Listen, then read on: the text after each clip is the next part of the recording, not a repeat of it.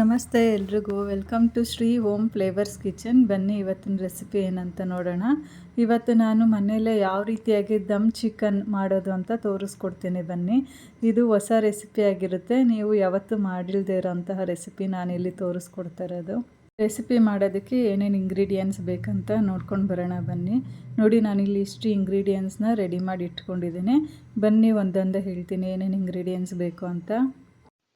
ಮೊದಲಿಗೆ ನಾನಿಲ್ಲಿ 3/4 kg ಆಗೋಷ್ಟು ಚಿಕನ್ನ ಚೆನ್ನಾಗಿ ತೊಳೆದಿಟ್ಕೊಂಡಿದ್ದೀನಿ. 2 ಟೇಬಲ್ ಸ್ಪೂನ್ ಆಗೋಷ್ಟು ತುಪ್ಪ, ಸ್ವಲ್ಪ ಪುದೀನ ಸೊಪ್ಪು, ಚಿಲ್ಲಿ ಪೌಡರು, ಶುಂಠಿ ಬೆಳ್ಳುಳ್ಳಿ ಪೇಸ್ಟು, ಧನಿಯಾ ಪೌಡರು, ಒಂದು 10ರಿಂದ 15 ಆಗುವಷ್ಟು ಗೋಡಂಬಿ ಹೆಸರು, ಒಂದು 6 ಹಸಿಮೆಣಸಿನ್ಕಾಯಿ, 2 ದೊಡ್ಡ ಸೈಜ್ ಆಗೋಷ್ಟು ಈರುಳ್ಳಿ, ಟೊಮೊಟೊ, ಹಾಗೆಯೇ ಅರಿಶಿನ ಪುಡಿ, ಎಣ್ಣೆ, ಉಪ್ಪು, ಕೊತ್ತಂಬರಿ ಸೊಪ್ಪು, ಸ್ವಲ್ಪ ಗರಂ ಮಸಾಲ.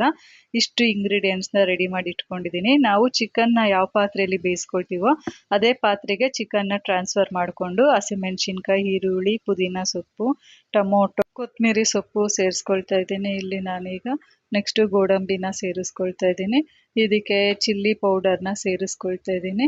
ಇಲ್ಲಿ ನಾನು ಸಣ್ಣ ಸ್ಪೂನ್ ಆಗಿರೋದ್ರಿಂದ ಆ ಸ್ಪೂನಲ್ಲೇ 3 ಸ್ಪೂನ್ ಆಗೋಷ್ಟು ಚಿಲ್ಲಿ ಪೌಡರ್ ತೊಗೊಂಡಿದ್ದೀನಿ. 2 ಸ್ಪೂನ್ ಆಗೋಷ್ಟು ಧನಿಯಾ ಪೌಡರ್ನ ಸೇರಿಸ್ಕೊಳ್ತಾ ಇದ್ದೀನಿ. ಇಲ್ಲಿ 1 ಸ್ಪೂನ್ ಆಗೋಷ್ಟು ಗರಂ ಮಸಾಲಾನ ತೊಗೊಳ್ತಾ ಇದ್ದೀನಿ. ರುಚಿಗೆ ತಕ್ಕಷ್ಟು ಉಪ್ಪು ಎಷ್ಟು ಬೇಕೋ ಒಂದೇ ಸರಿ ನಾನಿಲ್ಲಿ ಹಾಕ್ಕೊಳ್ತಾ ಇದ್ದೀನಿ. ಒಂದು 4 ಸ್ಪೂನ್ ಆಗೋಷ್ಟು ಉಪ್ಪು ತೊಗೊಳ್ತಾ ಇದ್ದೀನಿ. ಒಂದು ಅರ್ಧ ಟೀ ಸ್ಪೂನ್ ಆಗೋಷ್ಟು ಅರಿಶಿನ ಪೌಡರ್ನ ಸೇರಿಸ್ಕೊಳ್ತಾ ಇದ್ದೀನಿ. 1 ಟೇಬಲ್ ಸ್ಪೂನ್ ಆಗೋಷ್ಟು ಶುಂಠಿ ಬೆಳ್ಳುಳ್ಳಿ ಪೇಸ್ಟ್ ತೊಗೊಳ್ತಾ ಇದ್ದೀನಿ. ಇದಕ್ಕೆ ಎಷ್ಟು ಎಣ್ಣೆ ಬೇಕಾಗುತ್ತೋ ಅಷ್ಟು ಎಣ್ಣೆನ ಇವಾಗೆ ಹಾಕಿ ನೀಟಾಗಿ ಎಲ್ಲ ಇಂಗ್ರೀಡಿಯೆಂಟ್ಸ್ಗಳು ಚಿಕನ್ಗೆ ಮಿಕ್ಸ್ ಆಗಬೇಕು. ಆ ರೀತಿ ಇದನ್ನು ನೀಟಾಗೆಲ್ಲ ಮಿಕ್ಸ್ ಮಾಡ್ಕೊಳ್ತಾ ಇದ್ದೀನಿ. ನೋಡಿ, ಇದೀಗ ಮಿಕ್ಸ್ ಆಗಿದೆ. ಇದನ್ನು ಒಂದು 10ರಿಂದ 15 ನಿಮಿಷ ಹಾಗೇನೆ ಮ್ಯಾರಿನೇಟ್ ಆಗೋದಕ್ಕೆ ಬಿಡ್ತೀನಿ. ಇದು ಮ್ಯಾರಿನೇಟ್ ಆಗಲಿ, ಒಂದು ಸ್ವಲ್ಪ ಹೊತ್ತು ಬಿಡೋಣ. ಒಂದು 10ರಿಂದ 15 ನಿಮಿಷ ಆದಮೇಲೆ ಏನು ಮಾಡೋದು ಅಂತ ನೋಡೋಣ. ಈಗ ಇದು 15 ನಿಮಿಷ ಆಗಿದೆ. ನಾನಿಲ್ಲಿ ಇದಕ್ಕೀಗ ತುಪ್ಪ ಹಾಕ್ಕೊಂಡು ಮತ್ತೆ ಎಲ್ಲ ನೀಟಾಗಿ ಮಿಕ್ಸ್ ಮಾಡಿ ಇಟ್ಕೊಳ್ತೀನಿ. ಸೊ ತುಪ್ಪ ಎಲ್ಲ ಹಾಕಿ ಮಿಕ್ಸ್ ಮಾಡಿ ಇಟ್ಮೇಲೆ ಅದೇ ಪಾತ್ರೆನ ಸ್ಟವ್ ಅಂಟಿಸ್ಕೊಂಡು ಡೈರೆಕ್ಟಾಗಿ ಸ್ಟವ್ ಮೇಲೆ ಇಡ್ತಾ ಇದ್ದೀನಿ. ಚಿಕನ್ ಬೇಯೋದಕ್ಕೆ ಎಷ್ಟು ನೀರು ಬೇಕಾಗುತ್ತೋ ಅಷ್ಟು ನೀರನ್ನ ನಾನಿಲ್ಲಿ ಸೇರಿಸ್ಕೊಳ್ತಾ ಇದ್ದೀನಿ. ಇಲ್ಲಿ ಚಿಕನ್ನು ಬೆಂದು ನೀರು ಬಿಡೋ ತನಕ ನಾನಿಲ್ಲೇನು ವೆಯ್ಟ್ ಮಾಡ್ತಾ ಇಲ್ಲ. ಆಲ್ರೆಡಿ ಅದೆಲ್ಲ ಚೆನ್ನಾಗಿ ಮ್ಯಾರಿನೇಟ್ ಆಗಿ ಮಸಾಲೆ ಎಲ್ಲ ಹಿಡ್ಕೊಂಡಿರುತ್ತೆ. ಸೊ 1 ಗ್ಲಾಸಲ್ಲಿ ನೀರು ಸೇರಿಸಿ ಮತ್ತೆ ಎಲ್ಲ ನೀಟಾಗಿ ಒಂದು ಕಡೆಯಿಂದ ಮಿಕ್ಸ್ ಮಾಡಿಕೊಂಡು ಈಗ ಸಿಲ್ವರ್ ಫಾಯಿಲ್ ಬರುತ್ತಲ್ಲ, ಸಿಲ್ವರ್ ಫಾಯಿಲ್ನ ಸಹಾಯದಿಂದ ಪಾತ್ರೆಯ ಮೇಲ್ಗಡೆ ಲಿಡ್ಡನ್ನ ನೀಟಾಗಿ ಕ್ಲೋಸ್ ಮಾಡ್ಕೊಳ್ತಾ ಇದ್ದೀನಿ. ಸೊ ಈ ರೀತಿಯಾಗಿ ಲಿಡ್ಗೆ ಆ ಸಿಲ್ವರ್ ಫಾಯಿಲ್ನೆಲ್ಲ ಕವರ್ ಮಾಡಿ ಇಟ್ಕೊಂಡು ಒಂದು ಸ್ವಲ್ಪನೂ ಗ್ಯಾಪ್ ಇಲ್ದಿರ ಕವರ್ ಮಾಡಿದ್ದೀನಿ. ನೋಡಿ, ಈ ಥರ ನೀವು ಕವರ್ ಮಾಡ್ಕೊಳ್ಳಿ. ಅದಕ್ಕೀಗ ಲಿಡ್ ಕ್ಲೋಸ್ ಮಾಡ್ತಾ ಇದ್ದೀನಿ. ಸೊ ಕ್ಲೋಸ್ ಮಾಡಿ ಮೀಡಿಯಮ್ ಫ್ಲೇಮಲ್ಲಿ ಇದನ್ನು 20 ಮಿನಿಟ್ಸ್ ನಾನು ಬಾಯ್ಲ್ಡ್ ಆಗೋಕ್ಕೆ ಬಿಡ್ತಾ ಇದ್ದೀನಿ. ಸೊ ಇದೀಗ 20 ಮಿನಿಟ್ಸ್ ಆಗಿದೆ.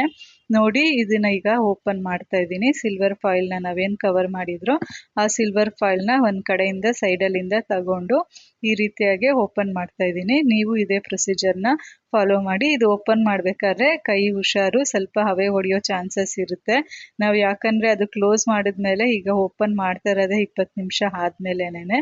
ಸೊ ಈ ರೀತಿಯಾಗಿ ಓಪನ್ ಮಾಡ್ಕೊಳ್ಳಿ ಕೇರ್ಫುಲ್ಲಾಗೆ.